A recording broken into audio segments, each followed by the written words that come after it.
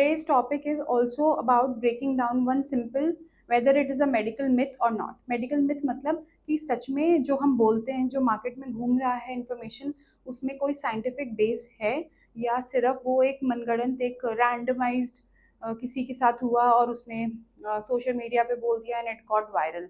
So today's topic is सेब का सिरका, जिसको हम कहते हैं एप्पल सीडर विनेगर, और ACV करके उसका शॉर्ट फॉर्म यूज़ होता है बहुत कॉमनली. और ये क्लेम है मार्केट में कि सोशल मीडिया पे, सोशल प्लेटफॉर्म्स पे, कि ये वज़न कम करने में एक तो सहायता करता है या फिर ये शुगर को कंट्रोल रखता है, कि हो सकता है इसको रेगुलर यूज़ से आपकी दवाई तक छूट जाए. अब लेट्स ब्रेक डाउन कि ये वाकई सच है या नहीं, and only by science.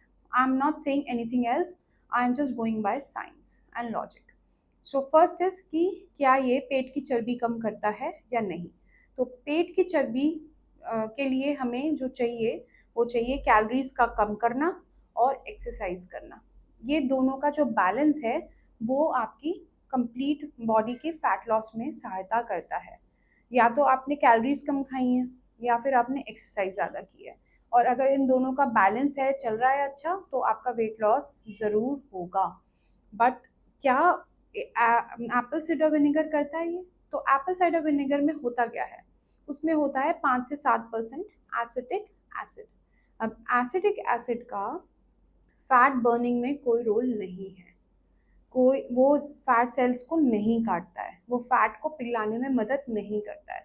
Acetic acid directly आपकी पेट की चर्बी को टारगेट नहीं कर सकता है. तो ये जो क्लेम है ये क्यों करा जा रहा है? उसकी जो वजह है वो डायरेक्टली फैट सेल्स ना होके ना, वो घूम के है थोड़ा. वजन कम करने के लिए हमें चाहिए कम कैलोरीज और एक्सरसाइज. तो जब हम एसिड एप्पल साइडर विनेगर खा रहे हैं तो एक हमारा माइंड हमारे साथ गेम खेलता है कि अब मैं पतली हो जाऊंगी या हो जाऊंगा. तो ऑटोमेटिकली आप थोड़े एक्टिव हो जाते हैं. एक तो हुआ ये प्लेसिबो जो माइंड गेम आपके साथ खेल रहा है.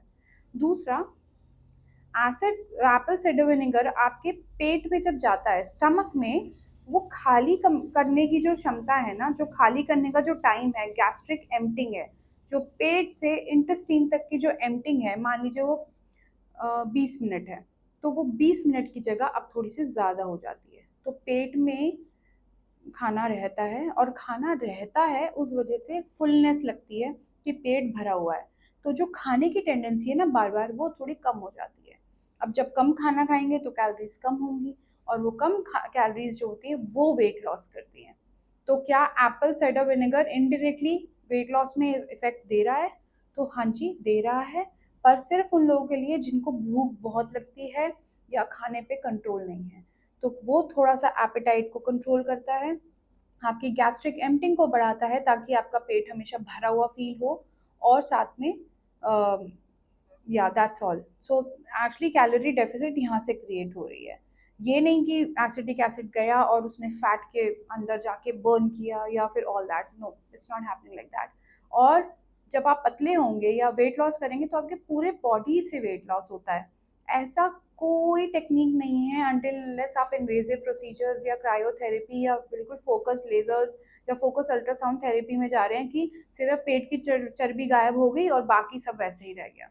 ऐसा बायोलॉजिकली पॉसिबल नहीं है अनटिल अनलेस कोई मशीन इन्वॉल्व नहीं हो, अनटिल अनलेस उसमें कोई सर्जरी इन्वॉल्व नहीं हो. दैट. सेकंड, ये बोला जाता है कि इसको लेते रहने से शुगर खत्म हो जाती है जड़ से. तो ये भी क्लेम जो है वो सही नहीं है.